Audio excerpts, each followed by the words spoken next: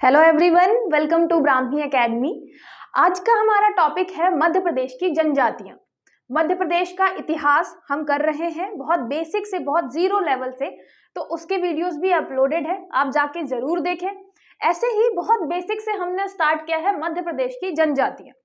ये दोनों ऐसे टॉपिक हैं जो मध्य प्रदेश आपके एमपीपीएससी में काफी अच्छे डिटेल में पूछे जाते हैं और 5 से 6 नंबर कवर करते हैं। ठीक है, इतिहास तो आपका और ज्यादा, इतिहास में जो पोर्शन है उसी के अंतर्गत आता है आपका ये जनजातियां।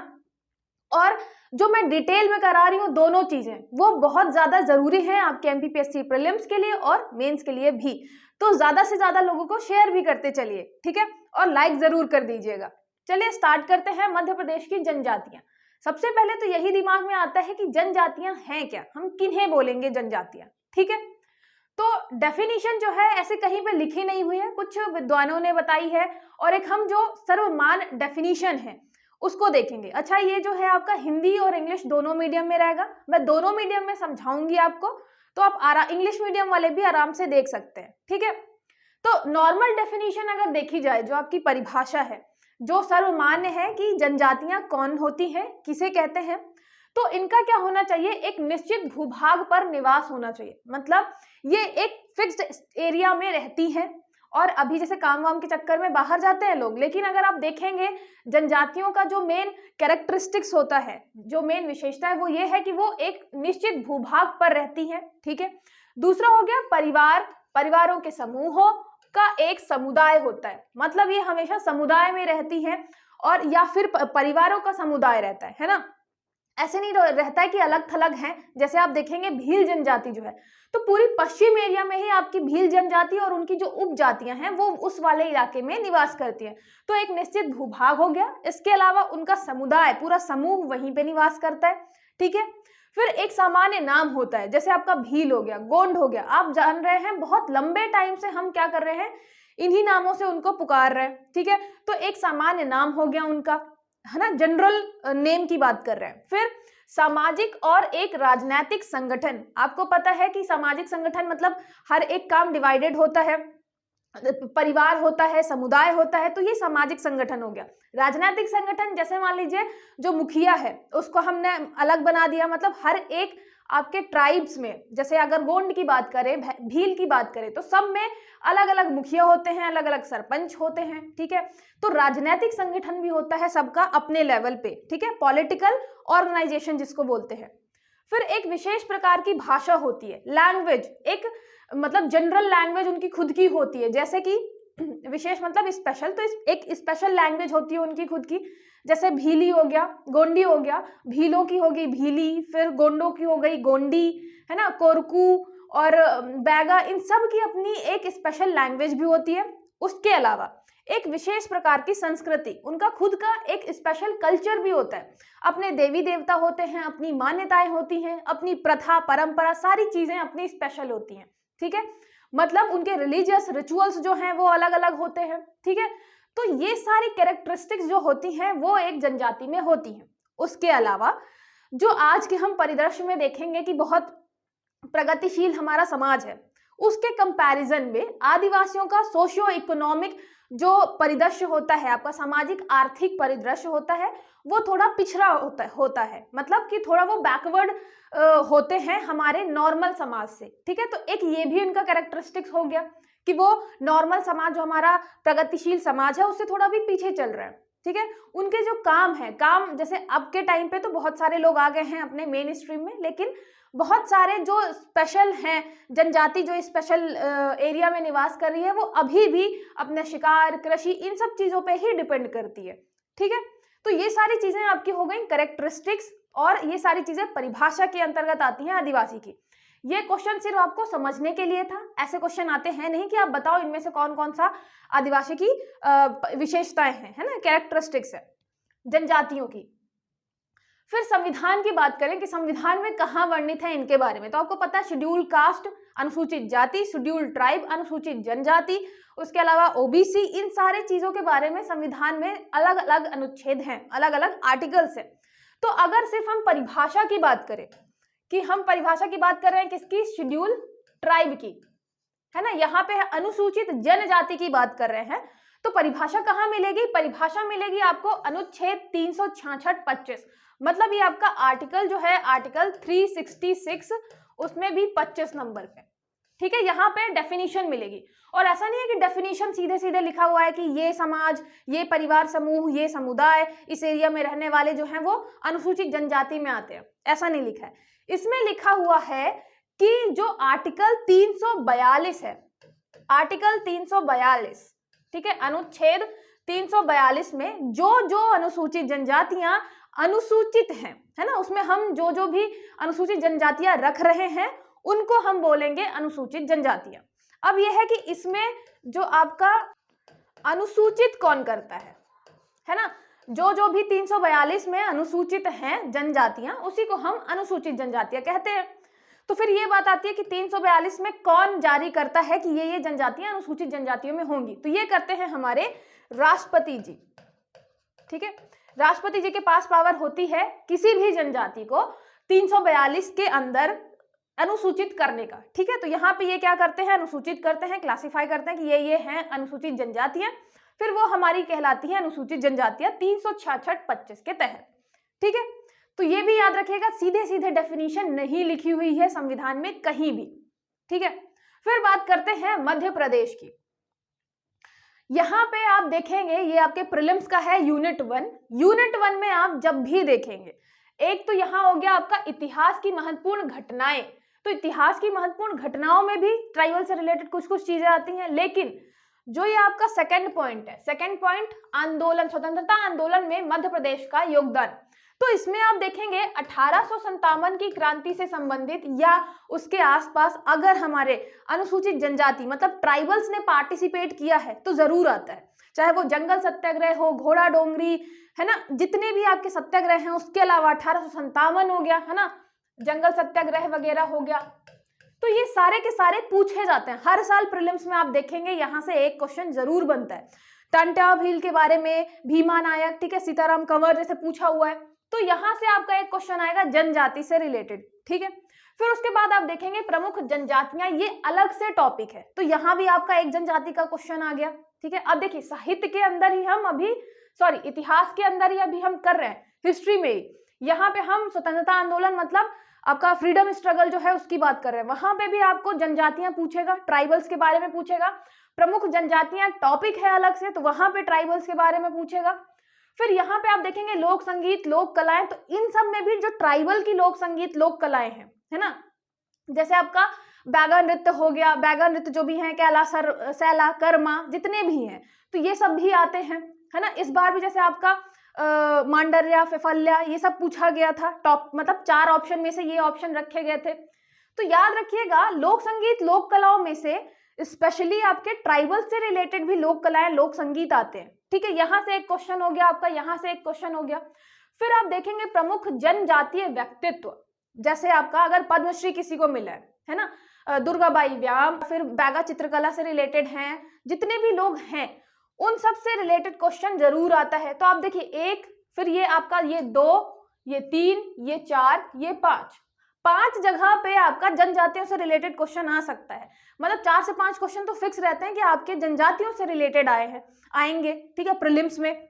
फिर आप ये संवैधानिक वाले में देखेंगे, यहाँ पे आप अर्थव्यवस्था में जाएंगे तो अनुसूचित जातियां, जनजातियों तथा राज्य की प्रमुख कल्याणकारी योजनाएं, यहाँ भी आप देखेंगे इस बार जैसे टांट्या भील योजना के बारे में पूछा गया था, थोड़ा डिटेल में आया था क्वेश्चन वो, तो योजना के बारे में भी यहाँ पे आपको एक क्वेश्चन मिल जाएगा अनुसूचित जातियों और जनजातियों का, है ना। तो जनजातियों और मतलब आपकी अनुसूचित जनजातियां जो हैं वो करती हैं कवर 5 से 6 क्वेश्चन प्रीलिम्स के, है ना, इसलिए बहुत इंपॉर्टेंट टॉपिक है। ऐसे ही आपको मेंस में भी देखने को मिलेगा। मेंस में जैसे ये भूगोल वाला सेक्शन जो है उसमें सीधे सीधे ये यहाँ पे लिखा हुआ है, राज्य की जनजातियां आपदाग्रस्त जनजातियों के विशिष्ट संदर्भ में। जब आपको पता होगा कि आपदा, पहले जनजातियां कौन कौन सी हैं, कहाँ कहाँ निवास करती हैं, उसके बाद आपदाग्रस्त कौन कौन सी हैं और उनको आपदा कौन कौन सी आ सकती है, ठीक है, तो उसके बाद ही आप इसको टैकल कर पाएंगे, है ना। तो देख रहे हैं आप सारी चीजें जो है, मतलब मेंस के लिए, प्रीलिम्स के लिए तो आपके 5 से 6 क्वेश्चन आप फिक्स समझिए, जनजातियों से रिलेटेड आते ही आते हैं, और मेंस के लिए भी ये इंपॉर्टेंट है, ठीक है। ये दोनों आपने समझा कि कितना इंपॉर्टेंट टॉपिक हम पढ़ रहे हैं, इसलिए ज्यादा से ज्यादा लोगों को शेयर करिए और लाइक जरूर करिए, ठीक है। फिर देखिए, फिर हम बात करते हैं, मध्य प्रदेश को हम ट्राइबल स्टेट भी बोलते हैं, मध्य प्रदेश को हम ट्राइबल स्टेट भी बोलते हैं, ट्राइबल स्टेट, ठीक है। क्यों बोलते हैं हम ट्राइबल स्टेट, सबको ही पता होगा, बेसिक सा है ये, क्योंकि मध्य प्रदेश में भारत की सबसे ज्यादा ट्राइबल जनसंख्या निवास करती है, ठीक है। कितनी? 21.1%। यहाँ हमारे क्या है? जनजातियां हैं, ठीक है, 21.1%। मतलब अगर हम बात करें 7, 26, 26, 809, मतलब 7 करोड़ जो है जनसंख्या 2011 की जनगणना के अनुसार मध्य प्रदेश की है, मध्य प्रदेश की जनसंख्या है, ठीक है, मध्य प्रदेश की जनसंख्या है। तो हम यहाँ बात कर रहे हैं 21.1% की, लगभग आपका कितना आता है? 1,53,00,000, ठीक है।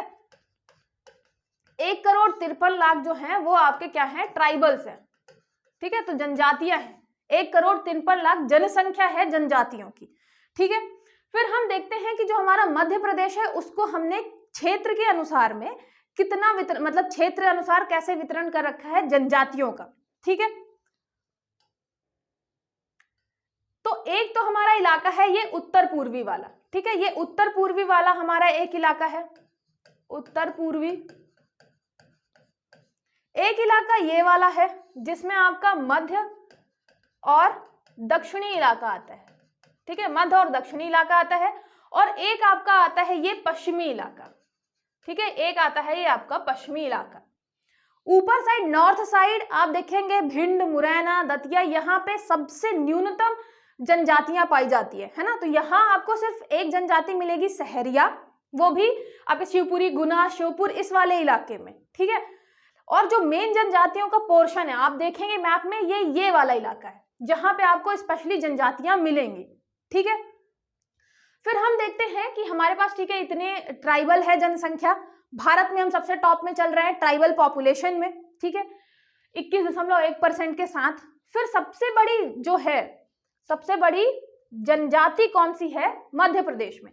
तो मध्य प्रदेश में जब ये क्वेश्चन आता है कि सबसे बड़ी जनजाति कौन सी है, तो 2-3 टाइप के क्वेश्चन आते हैं। तो हम यहाँ पे देखेंगे मध्य प्रदेश की जनजाति, जनजाति। अब ये क्वेश्चन आता है कि 2-3 टाइप के क्वेश्चन कैसे हो सकते हैं। तो देखिए, पहला क्वेश्चन तो ये बनेगा, मध्य प्रदेश की जनजाति जनसंख्या के अनुसार, है ना, जनसंख्या में मैक्सिमम जनसंख्या में सर्वाधिक, है ना, सर्वाधिक हम ये देख रहे हैं अभी,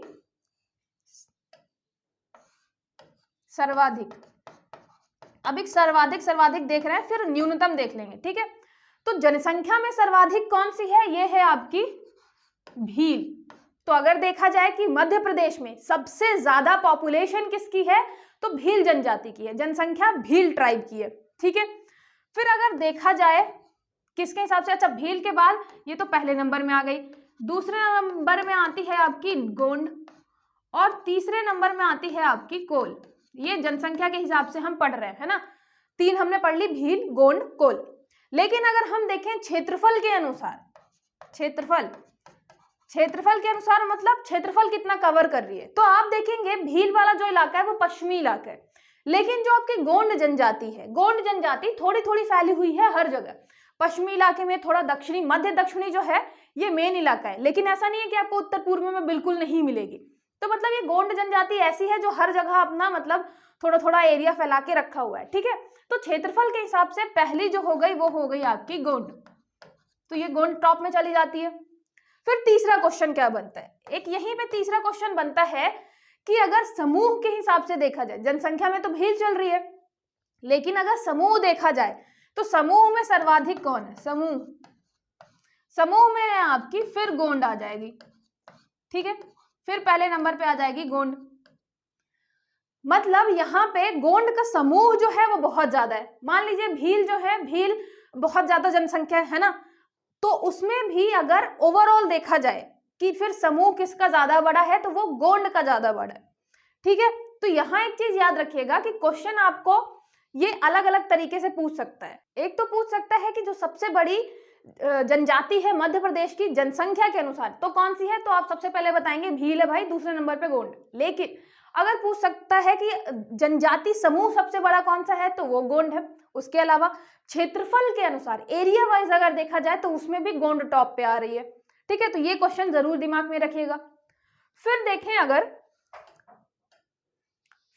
अगर कि भील है, मतलब जनसंख्या कितनी है, तो भील आपकी लगभग कितनी है? 46 लाख।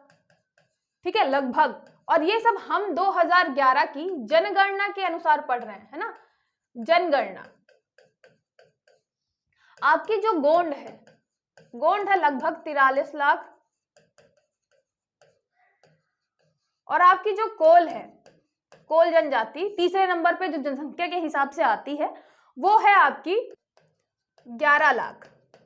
ठीक है, लगभग मैं बता के चल रही हूँ, ये इतना आपका लगभग है। ठीक है, भारत में सबसे बड़ी कौन सी है? गोंड। अच्छा, जब आप देखेंगे कि जैसे भील इस वाले इलाके में है, तो सीधी बात है यहाँ आपको कौन कौन से इलाके में, राजस्थान में भी हो सकती है, यहाँ गुजरात में भी हो सकती है, यहाँ महाराष्ट्र में भी हो सकती है। ठीक है, तो ये क्योंकि पूरा इलाका आपका गोंड का है, उन्हें कोई मतलब नहीं है, जंगल वाले इलाके में रहते हैं तो बाउंड्री क्रॉस भी हो जाती है। ठीक है, तो इस पूरे इलाके में आपको गोंड मिलेगी। फिर यहाँ पे भील मिलेगी। ठीक है, फिर गोंड इस वाले इलाके में है तो आपको यहाँ छत्तीसगढ़ हो गया, इधर महाराष्ट्र हो गया, यहाँ भी आपको गोंड मिलेगी। और गोंड सबसे बड़ी जनजाति है कहाँ की? भारत की। ठीक है, फिर कोल आपको इस वाले इलाके में मिल रही है। ठीक है, अभी हम डिटेल में देखेंगे उसके बारे में भी। फिर ये क्वेश्चन तो एक हो गया कि सबसे बड़ी कौन सी है क्षेत्रफल के हिसाब से, एरिया वाइज कौन सी है, और समूह में कौन सी है। फिर अगर बात करें किसकी, और मैं ये फैक्ट इसलिए भी बता रही हूं कि कहीं आप निबंध में या उसके अलावा किसी आंसर में, मेंस के आंसर में भी आप यूज कर पाए। ठीक है, फिर हम देखते हैं मध्य प्रदेश में सर्वाधिक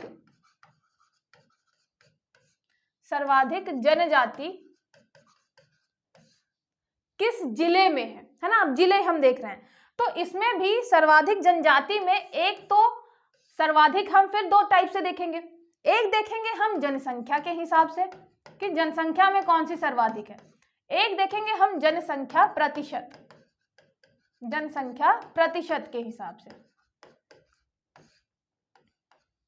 एक तो ये देखते हैं जनसंख्या के हिसाब से, और एक देखते हैं आप जनसंख्या प्रतिशत के हिसाब से। तो आपकी जो सर्वाधिक जनजाति जनसंख्या है वो मिलेगी धार में। ठीक है, वो मिलेगी धार में। लेकिन अगर प्रतिशत की बात करें, प्रतिशत किसका ज्यादा है, तो वो है अलीराजपुर का। ठीक है, प्रतिशत ज्यादा किसका है? अलीराजपुर का। यहां पे आप एक चीज देखेंगे, ये धार और अलीराजपुर, आपको अगर मैप बहुत अच्छे से याद है, नहीं याद है तो मेरा एक मैप का वीडियो है, बहुत आसान तरीके से मैंने आपको समझाया है पूरा का पूरा मैप, उससे आप पूरा का पूरा मैप एक बार में याद कर सकते हैं बहुत अच्छे तरीके से, और वो आपके प्रीलिम्स मेंस सब में काम आने वाला है। तो वो वीडियो भी जरूर देखिएगा, है ना। यहाँ पे आप देखेंगे जनसंख्या धार में, धार के जस्ट बगल में अलीराजपुर है, तो इससे याद रखिएगा जो आपका धार है उसमें जनसंख्या ज्यादा है, लेकिन जो आपका अली है, अली प्रतिशत ज्यादा ला रहा है। इसके अलावा आप देखेंगे कि इस बार 3 हमें कम से कम याद रखने थे जिले, है ना, 2011 की जनगणना के अनुसार। ये मैंने बहुत पहले आपको वीडियोस में बताया है कि कभी भी टॉप बस याद मत रखिएगा, उसके नीचे के भी 1-2 याद रखिएगा। आपको अगर मुझे आप कंटिन्यू फॉलो कर रहे हैं तो आपने जरूर देखा होगा। मतलब बाद में ये लोग बताते हैं कि ये हमारी बुक से आया, हमारे नोट से आया। मैं जब आपको बता रही थी जनगणना वाला सेक्शन, तब मैंने आपको बड़े अच्छे से बताया था कि आप सिर्फ टॉप वाला नहीं याद करें, उसके नीचे के भी 1-2 ऑप्शन याद करें। ठीक है, तो जैसे मान लीजिए जनसंख्या में पहला तो हो गया आपका धार, दूसरा हो गया आपका बड़वानी, बहुत बड़वानी बड़ी बड़ी बातें करता है। तीसरा हो गया झाबुआ, आपकी बुआ। ठीक है, तो धार, फिर बड़ी बड़ी बातें, और करता कौन है? आपकी बुआ करती है बड़ी बड़ी बातें। ठीक है, लेकिन प्रतिशत की बात करें तो पहला अलीराजपुर, दूसरा झाबुआ, तो ये हो गया बुआ। दूसरे नंबर पे प्रतिशत अली के पहले आ रहे हैं, उसके बाद बुआ के प्रतिशत सबसे ज्यादा है। फिर तीसरे नंबर पे हो गया बड़वानी,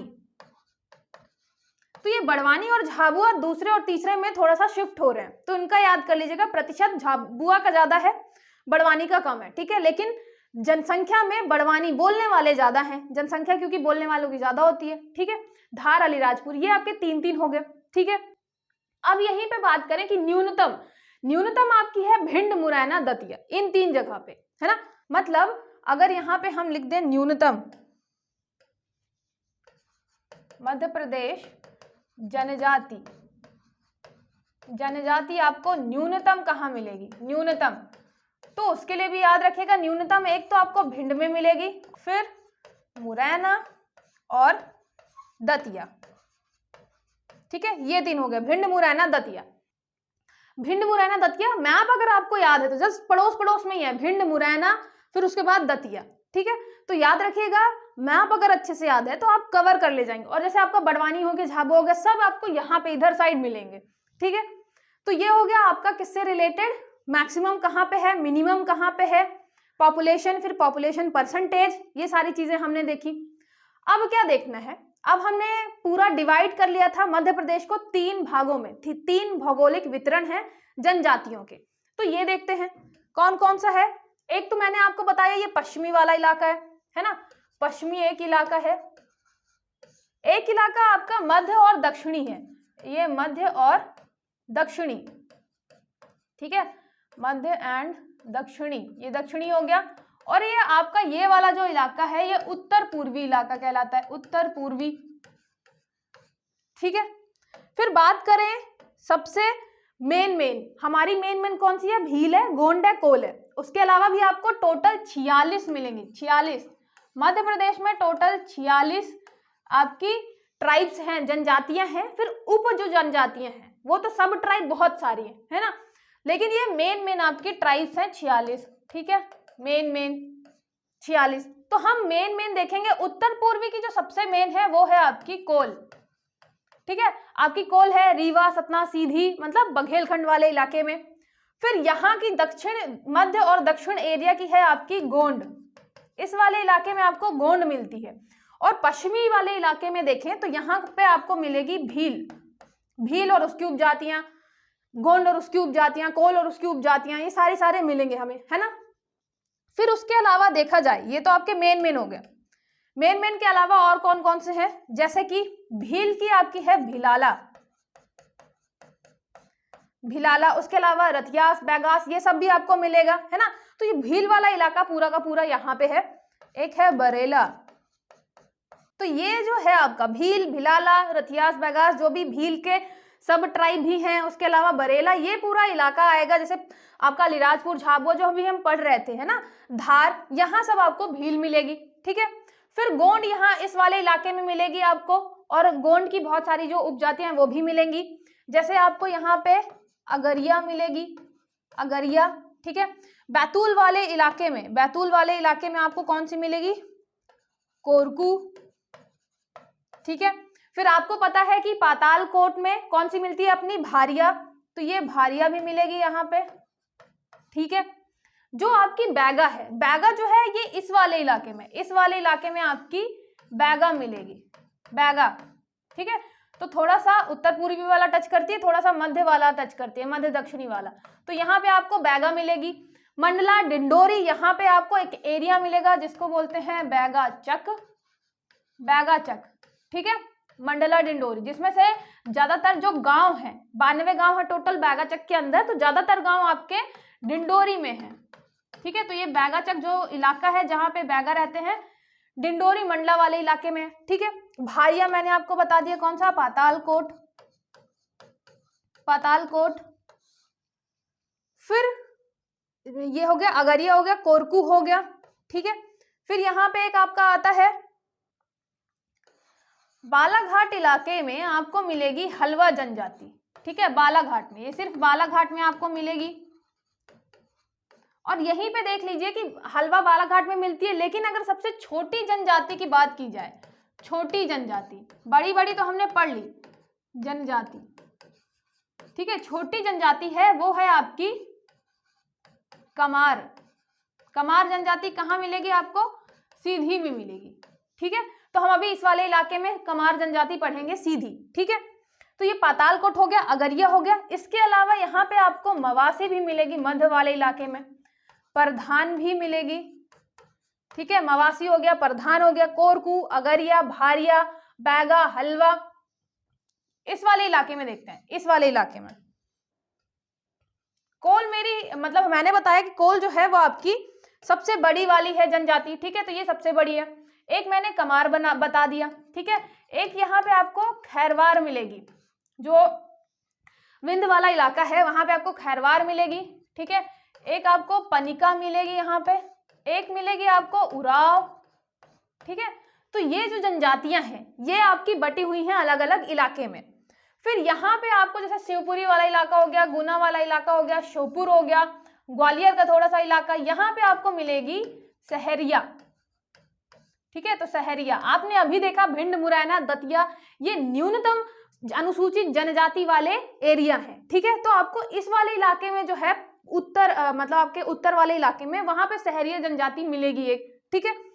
और यहाँ नीचे जो आपका मेन एरिया है वो आपका यहाँ से पूर्व से लेके पश्चिम तक, और ये पूरा दक्षिण वाला इलाका, मध्य वाला इलाका भी कवर करता है, ठीक है। मवासी, प्रधान, कोरकू, अगरिया, भारिया, फिर हलवा, बैगा, यहाँ पे उराव, पनिका, खैरवार, कोल, कमार, भील, भिलाला, ये सारे, बरेला, ये सारे के सारे आपकी मध्य प्रदेश की जनजातियां हैं प्रमुख। इसके बाद हम क्या करेंगे, एक जनजाति लेंगे, जैसे आपकी भील ले ली, और भील के बारे में डिटेल में पढ़ेंगे, क्योंकि आप पेपर देखेंगे अगर तो डिटेल में क्वेश्चन आते हैं, है ना। सिर्फ लोकेशन नहीं आता है, पूछ लेगा उसकी पंचायत को क्या कहते हैं, किसी भी मतलब जनजाति की पंचायत क्या कहलाती है, किसी जनजाति का घर क्या कहलाता है, जिस खेती करते हैं को खेती को क्या बोलते हैं, ठीक है। तो हम डिटेल में फिर क्या करेंगे, ये सारी चीजें करेंगे। तो जैसे मैंने आपको बताया, सबसे पहले भील, फिर आपका भील हो गया, गोंड हो गया, कोल, बैगा, कोरकू, इन सब के बारे में हम डिटेल में पढ़ेंगे। और मैं मतलब शुरू से लेके लास्ट तक आपको डिटेल तो बताऊंगी ही बताऊंगी, ठीक है। डिटेल तो हम पढ़ेंगे ही पढ़ेंगे, और साथ में क्या करेंगे, हम क्वेश्चन करते चलेंगे, ठीक है। क्वेश्चन जो रहेंगे वो आपके प्रीवियस ईयर के जितने भी क्वेश्चन रहेंगे उनको भी हम साथ में इंक्लूड कर लेंगे। तो जो ये आपका पूरा सेशन रहेगा वो जनजातियों का पूरा सेशन रहेगा, है ना। हर एक चीज इंक्लूड रहेगी, तो आपको कहीं भी भटकने की जरूरत नहीं पड़ेगी। अब मैं इतनी सारी चीजें कर रही हूँ तो आपको भी क्या करना है, ज्यादा से ज्यादा लोगों को शेयर करना है, लाइक जरूर करना है, ठीक है। इसके अलावा हमारा बैचेस चल रहा है प्री प्लस मेन फाउंडेशन में आपको सारी चीजें बताई जाएंगी, कैसे आपको 11 मार्कर, 5 मार्कर, 3 मार्कर लिखना है, मॉडल आंसर भी मिलेंगे, टेस्ट भी होंगे। तो बहुत अच्छा है ये आपके लिए, क्योंकि अभी आपके पास टाइम है प्रीलिम्स और मेंस दोनों लेकर चलने के लिए, ठीक है। लास्ट में 2 महीने में कुछ नहीं हो पाता, आपको भी पता है, बहुत सारे टॉपर्स भी यही बताते हैं। तो हमने अभी शुरू से स्टार्ट कर दिया है कि आप मेंस के आंसर राइटिंग करें, हम आपको क्वेश्चन देंगे, आप उसकी आंसर राइटिंग करेंगे, हम आपको मॉडल आंसर देंगे, आपके टेस्ट होंगे, सारी चीजें इंक्लूड हैं। उसके अलावा आपको फाउंडेशन क्लास मिलेगी, टेस्ट सीरीज मिलेगा, ठीक है। तो फाउंडेशन में भी हम बेसिक से छोटी छोटी चीजें आपको बताएंगे। तो आप इनमें से कोई भी बैच ज्वाइन कर सकते हैं। इंक्वायरी के लिए दिए गए नंबर 6261759209 पे कॉल करके अपनी कोई भी इंक्वायरी कर सकते हैं, ठीक है। चलिए मिलते हैं नेक्स्ट लेक्चर में।